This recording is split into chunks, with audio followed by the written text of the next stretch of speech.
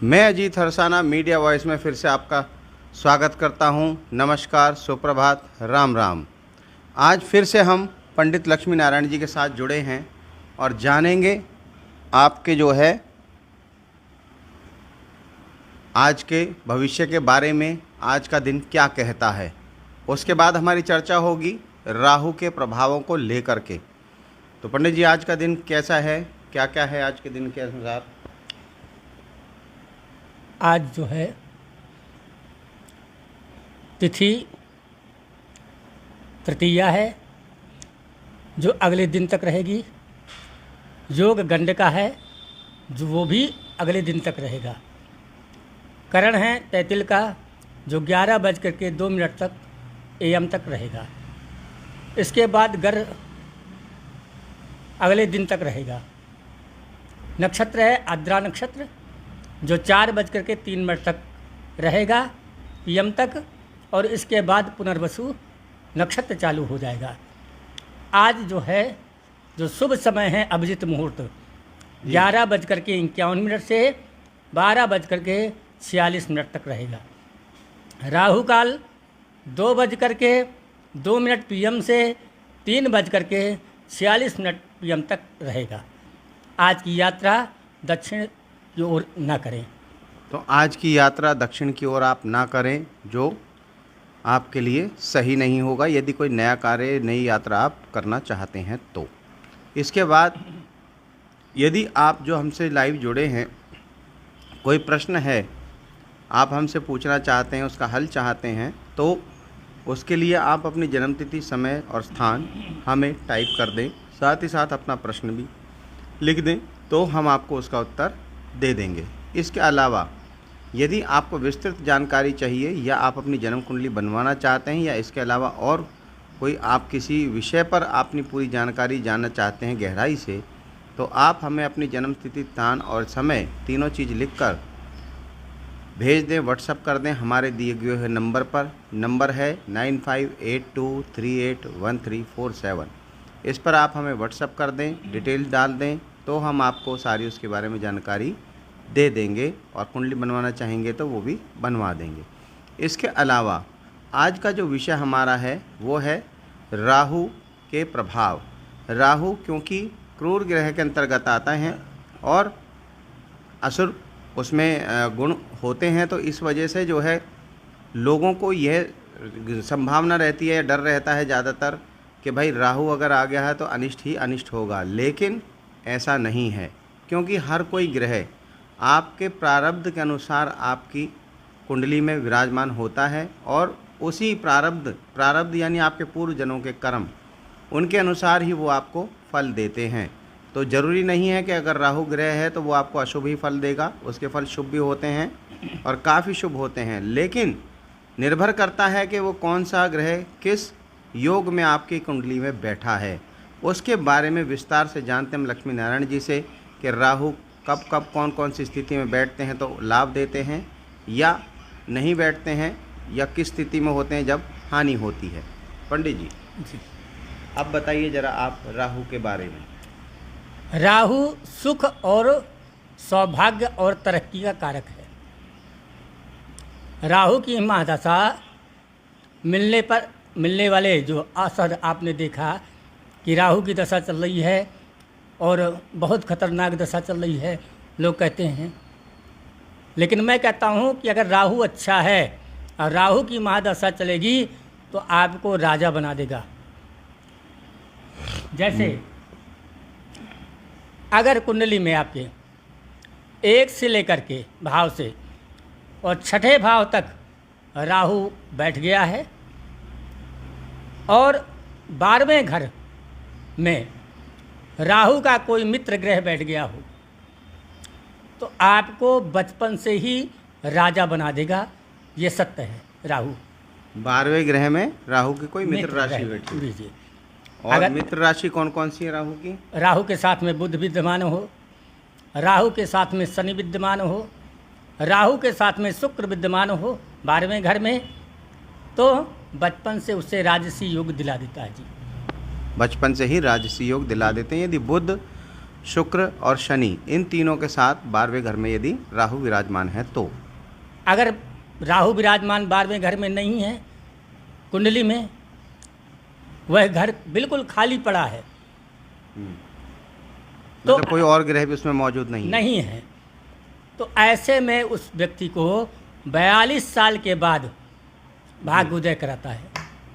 यानी उम्र के 42वें पड़ाव पर जब आप पहुंचेंगे तो आपका जो है भाग्योदय होता है, यदि आपके 12वें घर में कोई भी ग्रह मौजूद नहीं है और राहु की महादशा है। जी, अब आपको बताते हैं कि लगन में या पंचम में राहु विराजमान हो, जिस पर योग कारक ग्रहों की युक्ति हो या फिर दृष्टि हो, और पंचम भाव को बुध गुरु या शुक्र की दृष्टि हो, तो ऐसे जातक को शेयर बाजार में बहुत ज़्यादा लाभ प्राप्त होगा। अगर यदि लगन में और पंचम भाव में आपका राहु स्थित है और उसके साथ योग कारक ग्रह मौजूद हैं, तो उस स्थिति में आपको शेयर बाजार, सट्टा और इस तरह के जुआ आदि में भी लाभार्थ रहेगा। जी, जुआ आदि में भी जो है इस प्रकार के, हालांकि जुआ जो है हमारे देश में वर्जित है और लीगल नहीं है, पर कई देशों में है, फिर भी लोग खेलते हैं। कई प्रकार के गेम्स होते हैं और जिसमें जो है आप सट्टे के तौर पर जिसका प्रयोग कर सकते हैं, और उस चीज़ में या शेयर मार्केट में आपका जो है लाभ मिलता रहेगा। अब जैसे दूसरा है द्वितीय या छठे भाव में जी राहु विराजमान हो और जिस पर योग कारक ग्रहों की युक्ति हो। योग कारक ग्रह कौन कौन से होंगे? जैसे योग बनाते हैं जो ग्रह, जैसे शुक्र हो गया, बुध हो गया, शनि हो गया, है ना, इनकी दृष्टि पड़ रही हो जी, तो ऐसे जातक को सरकारी नौकरी भी दिलाता है राहु। छठे भाग में, द्वितीय भाव में और छठे भाव में राहु, दूसरे और छठे भाव में यदि राहु स्थित है और यदि योग कारक ग्रहों की युक्ति है, जैसे बुध गुरु या शुक्र की दृष्टि हो रही हो, ऐसे जातक को सरकारी नौकरी प्राप्त कराता है। ऐसे योग बना देता है उसको राहु। सरकारी नौकरी के योग बन जाते हैं, यानी कि आप परिश्रम करेंगे अगर, और आपकी कुंडली में ये ग्रह विराजमान है दूसरे और छठे भाव में, और योग कारक ग्रहों के साथ उनकी युति बन रही है, तो उसके अंदर उस समय में आपको सरकारी नौकरी की संभावना काफ़ी प्रबल हो जाती है, प्रबल योग बन जाते हैं। यदि आप मेहनत करेंगे तो आप अपने लक्ष्य को जरूर हासिल करेंगे। तो पंडित जी, इसके अलावा भी कोई और योग हैं? और योग बनते हैं, जैसे राहु उच्च का बैठ गया हो जी तीसरे भाव में जी, और शुक्र की पूर्ण दृष्टि उस छठम भाव में पड़ रही हो या शनि की दृष्टि पड़ रही हो, तब भी वह राजयोग कारक बना देता है। राहु कौन से ग्रह में हो? तीसरे भाव में मिथुन का।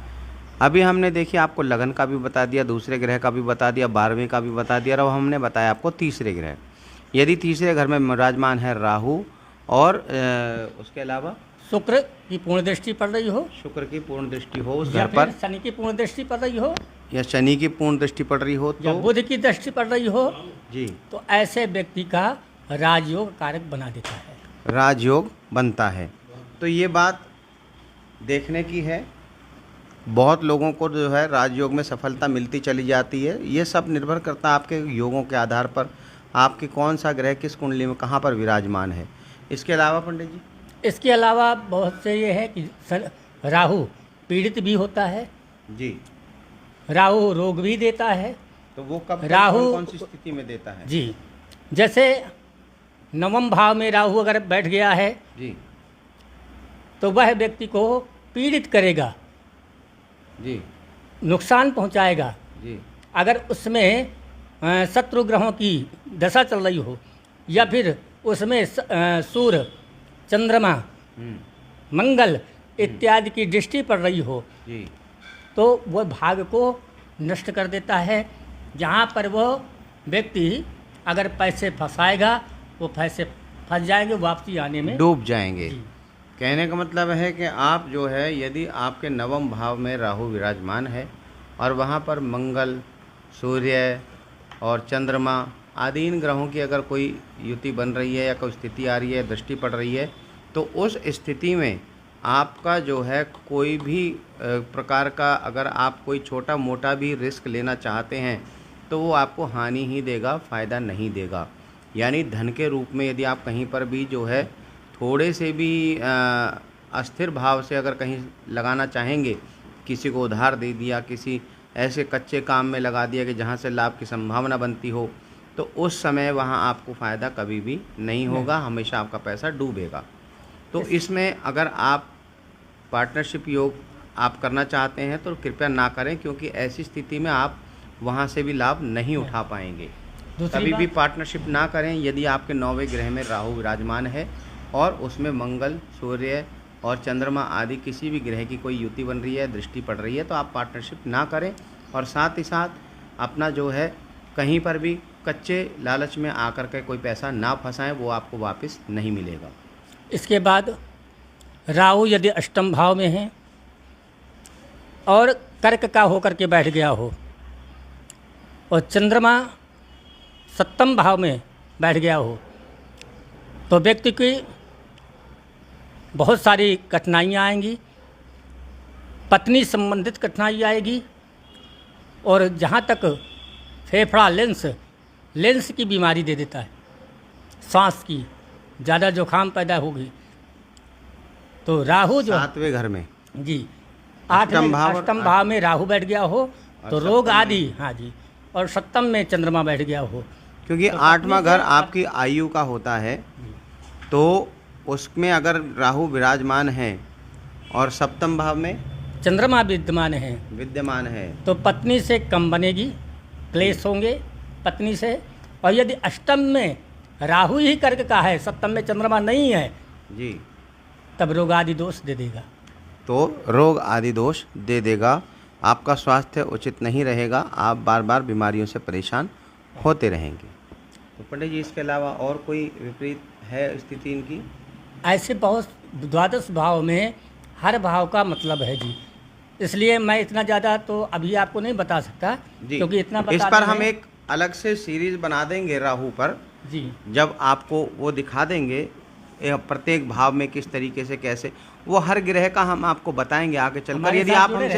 यदि आप हमसे चाहेंगे जानना तो हम आपको प्रत्येक ग्रह की अलग अलग स्थिति में अलग अलग पूर्ण जानकारी दे देंगे, छोटे छोटे आपको एपिसोड बनाकर उसमें समझा देंगे। लेकिन उसके लिए आप हमें कमेंट बॉक्स में लिखें, हमें बताएं कि आपको क्या पूछना है, कौन से ग्रह से संबंधित समस्या आपको आ रही है, कहाँ आपको परेशानी है, तो उसके क्या उपाय होने चाहिए, क्या स्थिति होनी चाहिए, तो उसके बारे में हम सारी जानकारी आपको दे देंगे। यदि आपको अपने बारे में कुछ विशेष पूछना है तो आप हमारा नंबर 9582381347 पर संपर्क करें और उस पर अपनी जानकारी जो आपको चाहिए विस्तृत रूप से हम आपको दे देंगे, आपकी जन्म कुंडली भी बनवा देंगे। और इसके अलावा यदि आपको अभी कोई प्रश्न पूछना है तो आप हमें टाइप कर सकते हैं, और साथ ही साथ अगर हमसे लाइव जुड़े हैं और अगर बाद में भी आप इस कार्यक्रम को देखते हैं तो भी आप हमें प्रश्न पूछ सकते हैं, आप टाइप करके भेज सकते हैं, या हमारे दिए गए नंबर 9582381347 पर आप हमें संपर्क कर सकते हैं, या व्हाट्सएप पर मैसेज जन्म तिथि, स्थान और समय के बारे में दे करके जानकारी आप अपना प्रश्न और कुंडली के बारे में पूछ सकते हैं। इसके अलावा यदि आपको हमसे अभी कुछ पूछना है तो आप हमें सीधा प्रश्न लिखकर भेजिए, अपनी जन्म तिथि, स्थान और समय हमें आप लिख दीजिए, और साथ में प्रश्न आप लिख दीजिए, हम आपको अभी तुरंत जवाब दे देंगे। तो पंडित जी, इसके अलावा जैसे आपने बताया कि इतने स्थिति होने पर लाभ होता है, इतनी स्थिति होने पर हानि होती है, तो क्या इनके उपाय होने चाहिए? जी जी जी, इनके उपाय हैं। अगर इस उपाय को किया जाए तो आपके जीवन में बहुत सुधार आ सकता है। पहला उपाय हम आपको बताते हैं, आप 1.25 किलो जव लें, 1.25 किलो जौ ले करके उसे कच्चे दूध के जी धुल लें, और धुल करके उसे सुखाएं और नदी इत्यादि में प्रवाहित कर दें। 1.25 किलो जौ ले करके उसको अच्छी तरह से साफ़ कर लें, धो लें, और धोने के बाद उसको दूध से धुलना है, दूध से धोना है, और उसके बाद थोड़ा सुखा दें, और फिर सुखाने के बाद नदी या सरोवर में प्रवाहित करें, जिससे राहु आपका धीरे धीरे 40 दिन तक ये कार्य करना है, रोज 1.25 किलो डेली। तो तो उससे प्रतिदिन नित्य जो है आपको, अगर राहु की स्थितियाँ आपके कुंडली में सही नहीं है तो आपको जौ को जो है 1.25 किलो लेकर उसको दूध से धुलना है। धुलने के बाद थोड़ी देर सुखा दीजिए। उसके बाद आप किसी सरोवर में, तालाब में या किसी नदी के किनारे, नहर के किनारे आदि जाकर उसका विसर्जन कर दें। ये लगातार आपको 40 दिन तक करना है ये उपाय। यदि आपकी स्थितियाँ बहुत ज़्यादा ख़राब हैं तो उसमें सुधार होना शुरू हो जाएगा। इसके अलावा पंडित जी, दूसरा राहु है दरिद्री, कोढ़ी, क्योंकि राहु की जब दशा आती है किसी के, और राहु नीच का है या राहु शत्रु का है, और उस इंसान को बिल्कुल ऐसी हालत कर देता है जैसे कोढ़ी गरीबों की होती है। तो इसलिए आप जितने कोढ़ियों को या मांगने वालों की सेवा करेंगे, राहु उतना ही आपके जीवन में सफलता प्राप्त कराएगा। बहुत ही साधारण उपाय बताया है। यदि आप समझते हैं कि नीच राशि में बैठा है आपका राहु, तो उस स्थिति में यदि आपको फिर वो बहुत ज़्यादा गरीबी से रूबरू करा सकता है, तो उससे बचने के लिए आप गरीबों को, कोढ़ियों को, इनको आप दान दें। जितना यथाशक्ति आपकी क्षमता है उतना उनको आप दान दें, तो उससे आपका जो है प्रभाव काफ़ी कम हो जाएगा, या समझिए ख़त्म हो जाएगा। इसके बाद अगर राहु से ज़्यादा पीड़ित हैं आप जी, तो आप भैरव उपासना करें।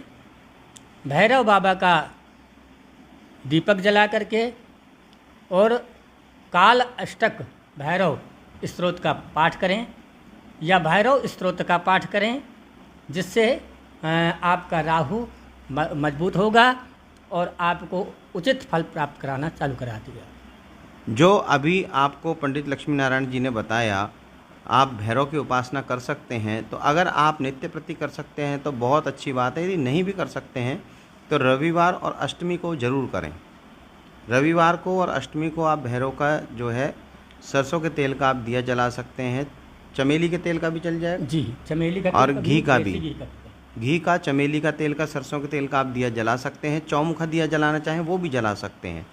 और वहाँ पर शांत भाव से बैठकर भैरव अष्टक और या भैरव स्तुति इनका आप पाठ करें और अपनी जो है प्रार्थना मन ही मन जो आपको मांगना है, जिस कष्ट से आप पीड़ित हैं उसकी आप निवेदन करें, तो ज़रूर आपको जो है उससे सफलता मिलेगी, उसमें आपको सहायता मिलेगी। याद रखें, यदि आप रोज़ नहीं कर सकते तो केवल अष्टमी और रविवार के दिन ये आपको अवश्य करना होगा।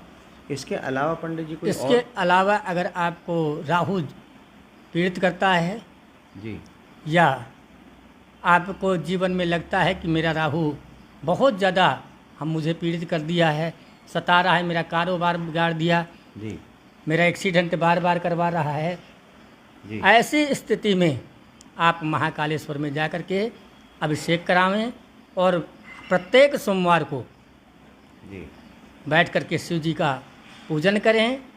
और आप जा कर के या तो फिर आपको पंचाक्षर मंत्र जप करें, ओम नमः शिवाय, या फिर महामृत्युंजय का जप करें एक माला, जिससे राहु की पूर्ण कृपा होगी और राहु शांत होगा।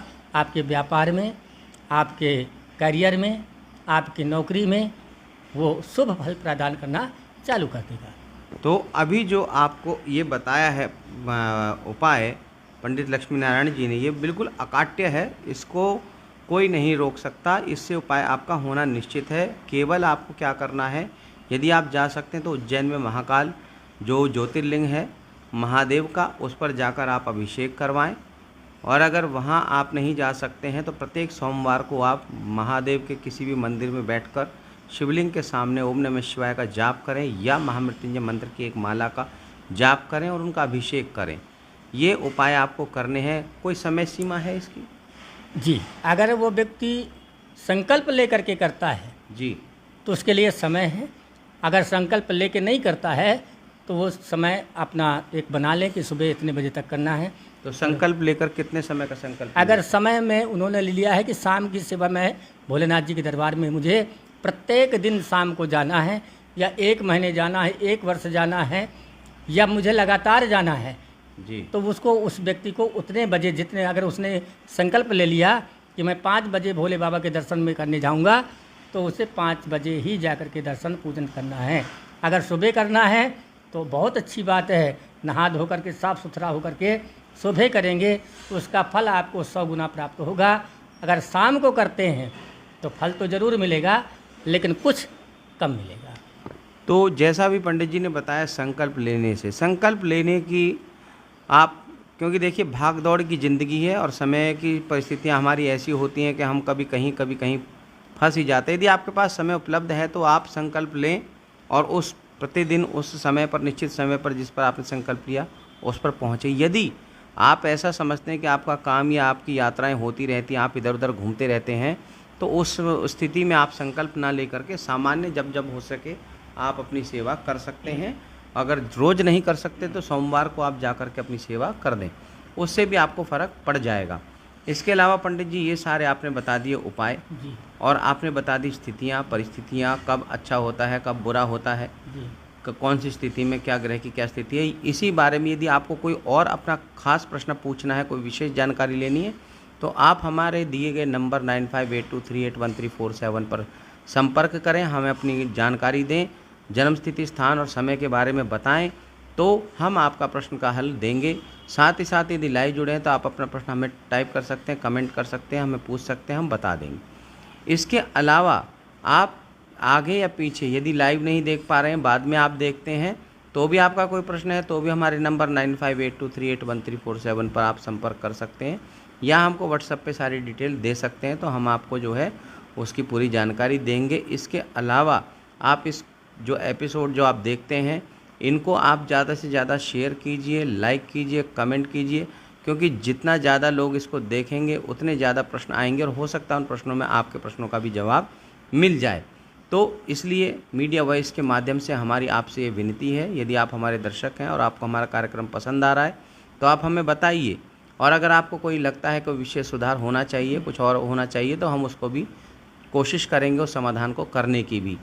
अब मेरी आपसे सिर्फ इतनी विनती है, मीडिया वॉइस के माध्यम से आप इसको ज़्यादा से ज़्यादा शेयर करें ताकि ज़्यादा से ज़्यादा लोगों तक हमारी जानकारी पहुँचे। और इसके अलावा आज के कार्यक्रम को हम यहीं विराम देते हैं। कल हम आपसे किस विषय पर बात करेंगे उसके बारे में पूछते हैं एक बार पंडित लक्ष्मी नारायण जी से। कल हम आपसे करेंगे व्यापार में सफलता के योग कौन कौन से हैं। हम व्यापार करते हैं तो क्या हमारे व्यापार करने में कोई ऐसा ग्रह तो नहीं है जिससे हमें हानि पहुंचाए, और व्यापार में हानि किस प्रकार, किस योग से होता है, और व्यापार में कौन सा योग हमें बढ़ोतरी की ओर ले जाता है। कल हम इस विषय में आप लोगों को बताएंगे। ये गृहस्थ आश्रम में जितने भी लोग हैं, यानी जितने भी गृहस्थी लोग हैं, उनके लिए सबसे बड़ा प्रश्न है व्यापार में वृद्धि, व्यापार की तरक्की, व्यापार करें ना करें, करें तो कब करें और कौन सा करें और किस स्थिति में करें। तो ये सारी जानकारी कल हम आपको पंडित लक्ष्मी नारायण जी के माध्यम से देने की कोशिश करेंगे।